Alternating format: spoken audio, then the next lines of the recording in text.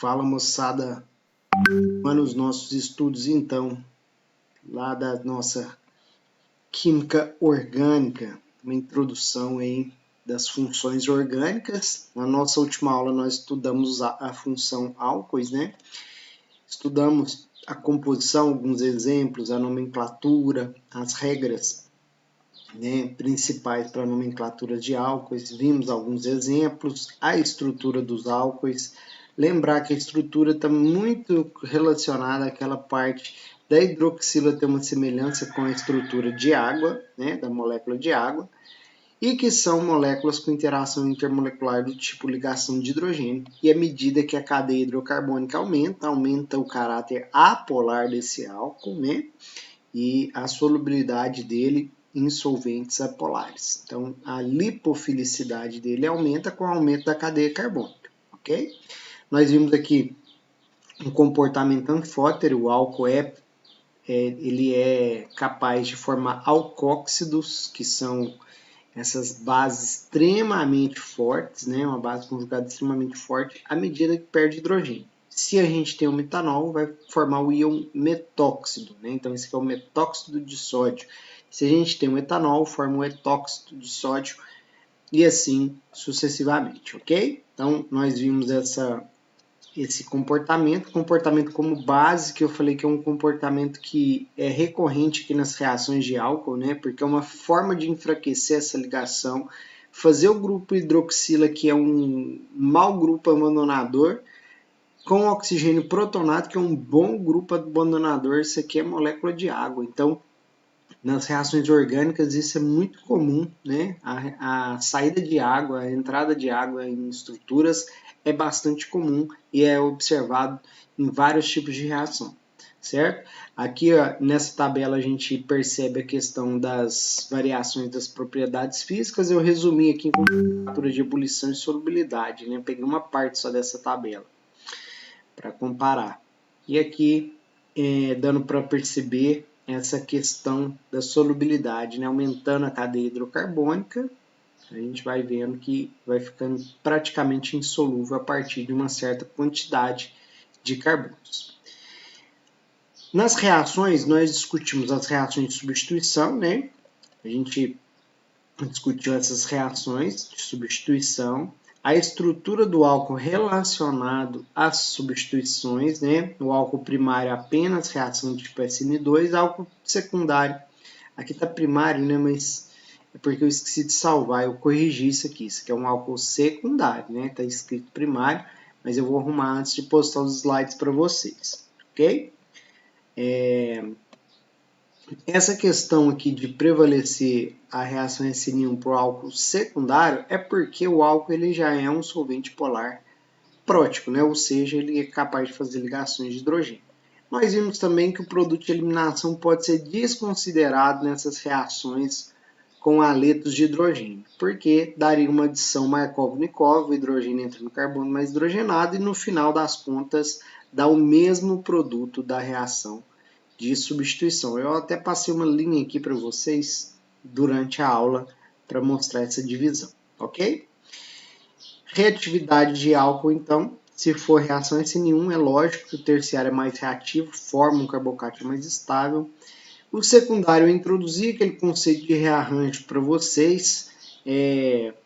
Depois eu vou postar uma videoaula só de resolução da nossa listinha de exercício, que eu pus 2 exemplos lá de rearranjo para matar de vez essa questão. Mas se você olha para a estrutura de um álcool secundário e percebe que tem um carbono terciário ou quaternário, lá onde está esse carbono é que vai ocorrer a substituição. Ou seja, o BR não vai trocar de lugar nesse carbono aqui. Ele vai para esse carbono justamente por causa do rearranjo.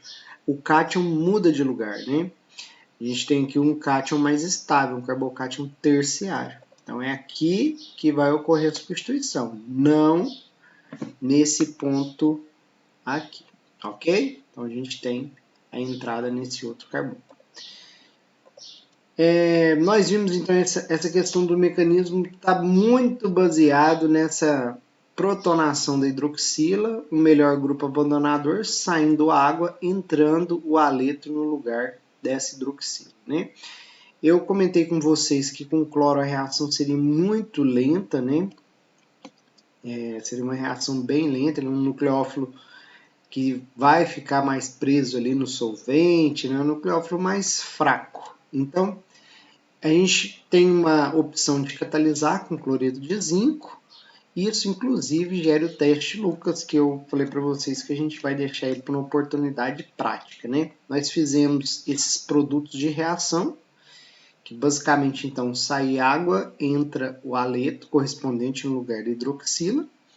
Nas reações de eliminação, o que eu falei para vocês que a gente vai trabalhar agora, né, que é o tema dessa aula, a gente tem que lembrar principalmente da questão de estabilidade de alcenos, né? Lembrar que a hidratação de alcenos produz um álcool, então a desidratação de um álcool produz alceno. E aqui a questão da regioseletividade é justamente a gente lembrar de estabilidade de alceno, um alceno mais substituído é um alceno mais estável e ele vai ser o produto majoritário dessas reações de eliminação, certo? A questão da eliminação, né? O terciário é mais reativo que o secundário, mais reativo que o primário, né? Justamente pelas questões, né? Que a gente já viu, né? Que forma alcenos mais substituídos, né? E o secundário e o terciário são eliminação do tipo E1, porque passam por carbocátio. O mecanismo envolve carbocátio. O primário não vai formar o carbocátio, que é bem instável, né? Mas a questão principal dessa sequência de reação é o seguinte: o terciário forma alcenos mais estáveis que o secundário, forma alcenos mais estáveis que os álcoois primários.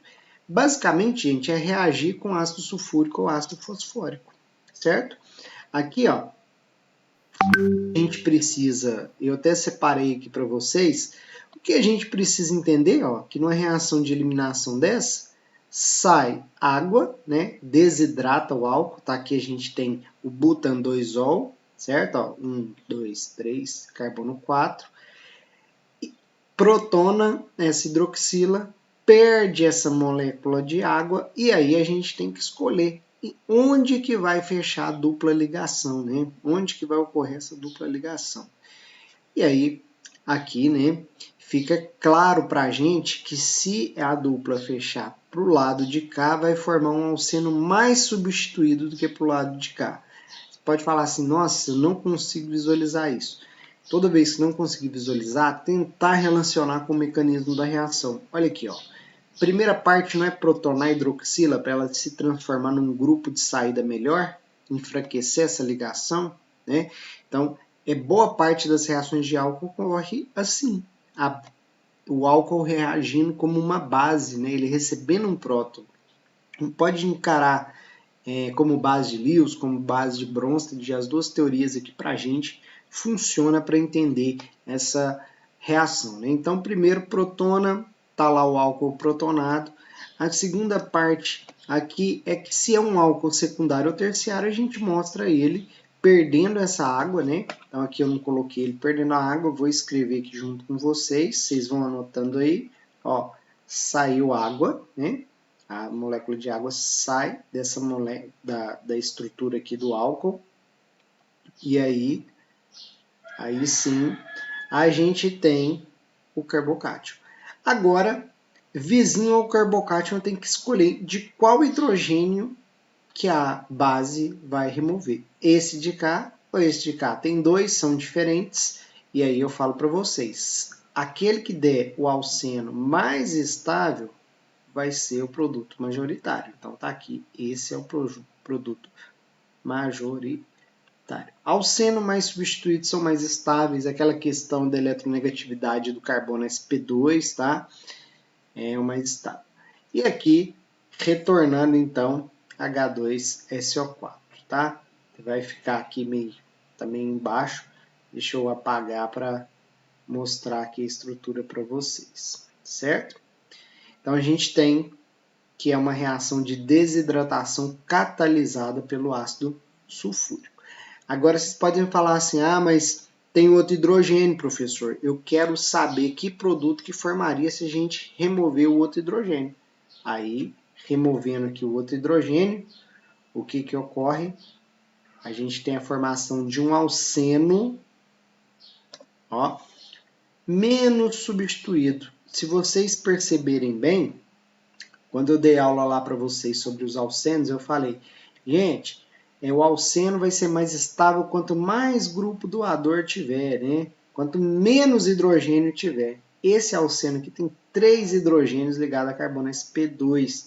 Então, só um grupo estabilizando. Só esse grupo carbono aqui estabilizando. Só um carbono sp3.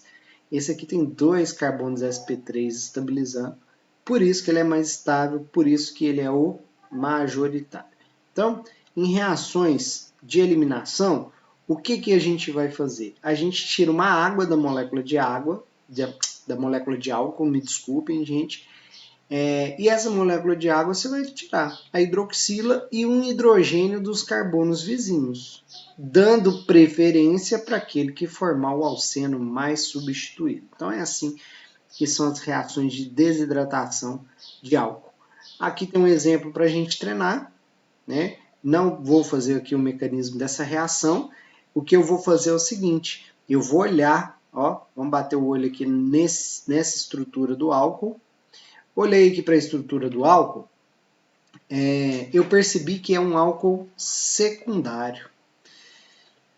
Álcool secundário, lembrar que tem aquela possibilidade de rearranjo, tá? Então eu coloquei esse exemplo só para ressaltar isso novamente.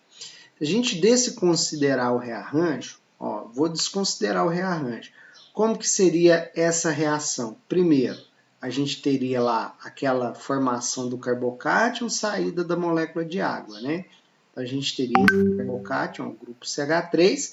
A gente olharia para os carbonos vizinhos para ver de onde que retiraria o hidrogênio naquela segunda etapa, né?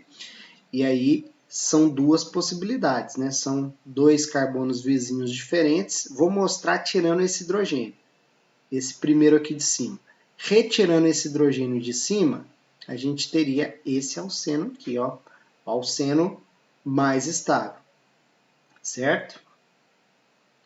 Se a gente retirar esse outro hidrogênio, a gente teria esse outro alceno. Desconsiderando a possibilidade de rearranjo, o que que eu tenho como produto majoritário? Só pode ser esse componente. Por quê? O alceno que é mais substituído, ó, 1, 2, 3 grupos estabilizando. E aqui? Aqui a gente tem 2 hidrogênios. Aqui a gente tem só um, certo? Esse então seria o majoritário. E se tiver o rearranjo? Primeiro, álcool secundário tem a formação de um carbocátion. E aí eu falei para vocês, olha para a estrutura, ó, tá olhando para a estrutura, já identificou que o álcool é secundário. Tem carbono terciário ou quaternário? Sim, esse aqui, ó, é um carbono, esse cara aqui é um carbono terciário. Então, pode ocorrer sim um rearranjo da molécula, esse é o símbolo do rearranjo, e a gente tem então agora aqui o cátion, né, o carbocátion, e basta a gente olhar para os carbonos vizinhos. Agora esse carbono aqui, essa estrutura, ela tem, olhem que interessante, ó, ela tem 3 carbonos vizinhos. Ó, esse aqui tem hidrogênio, esse aqui tem, e esse aqui tem. Só que esses dois embaixo são iguais, eu não preciso representar os dois, eu vou representar apenas um, né? Eles são iguais. Não tem necessidade de você fazer essa reação repetida. Vai chegar no mesmo produto. Se você quiser fazer, não tem problema, né? Mas é um trabalho desnecessário. Então, olha aqui, eu vou fazer removendo esse hidrogênio aqui. Formou esse alceno. É o mesmo desse, né? É o mesmo dele. Ó, um alceno estável, 3 grupos estabilizando ele e tudo mais. Se remover esse outro hidrogênio, a gente teria a formação desse alceno, bem mais instável do que esse. Então, esse aqui seria o produto majoritário. Aí você pode falar assim, professor, mas é um produto majoritário. Então, ele fala assim, ó, forneça o produto majoritário. Se você considera o rearranjo, você chega nele. Se você desconsidera, você chega nele. Então, como ele está pedindo majoritário, você não erraria, né? Mas se ele pedir quais os produtos formados na eliminação, na desidratação desse álcool, aí a gente teria que fazer esse daqui, né? Essa de baixo, porque tem essa possibilidade de rearranjo, eu tenho que considerar ela, ok? Então, é em cima disso que a gente faz essas discussões, essas reações de eliminação de álcool, né? E a eliminação E1 é aquela que tem carbocátion, que passa pelo caminho do carbocátion. É um tipo de reação que a gente, igual eu já falei para vocês, tenta evitar, né?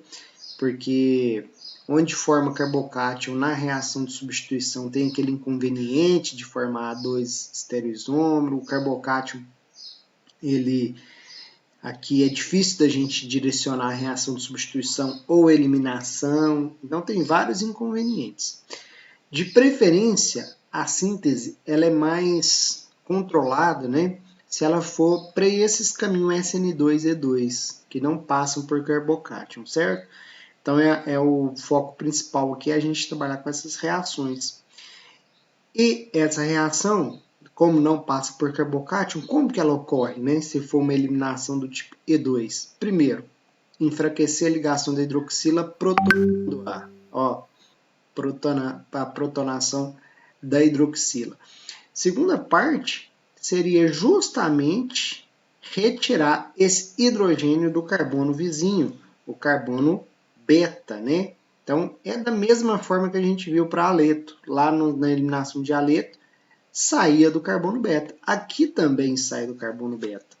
Olha aqui, a gente tem o carbono vizinho, que é o carbono beta. Fecha a ligação dupla, elimina água, certo? Então, elimina a água da estrutura, a gente tem a formação do alceno correspondente, certo? Então, é dessa forma que pode ocorrer essas reações. Então, reação de hidratação de alceno caminho contrário forma o álcool, né?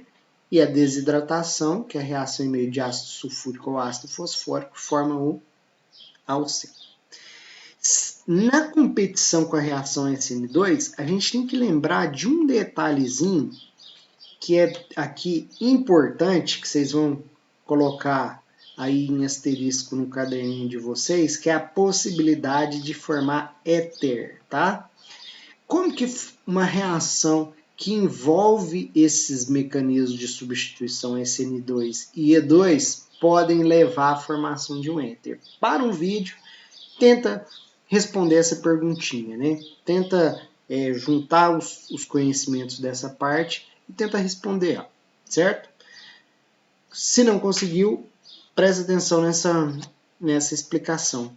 Olha só, a gente tem o álcool, que ele funciona então como nucleófilo, no próprio meio, e uma outra estrutura protonada com essa ligação enfraquecida, que atrai o elétron no sentido do oxigênio mais eletronegativo. Então, eu tenho tanto nucleófilo como uma parte positiva, isso pode dar esse tipo de reação, né?